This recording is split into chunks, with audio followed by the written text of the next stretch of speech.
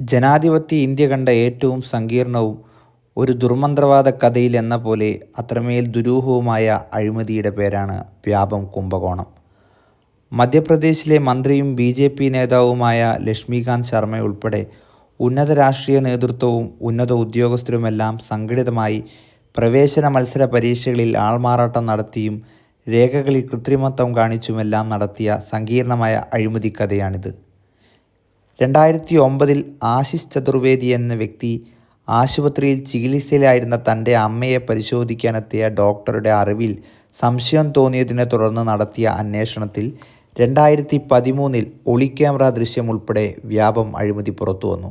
അതിനുശേഷം ഈ അഴിമതി കേസിലെ പ്രതികൾ, ഇടനിലക്കാർ, പകരം പരീക്ഷാർത്ഥികൾ, ഡമ്മി പരീക്ഷാർത്ഥികൾ, അന്വേഷണ ഉദ്യോഗസ്ഥർ, വാർത്ത പുറത്തു കൊണ്ടുവന്ന മാധ്യമപ്രവർത്തകർ, അന്വേഷണ സംഘത്തെ സഹായിച്ചവർ, ഇടനിലക്കാർ, വ്യാപം ജീവനക്കാരുൾപ്പെടെയായി 48 പേർ ദുരൂഹമായി കൊല ചെയ്യപ്പെട്ടു.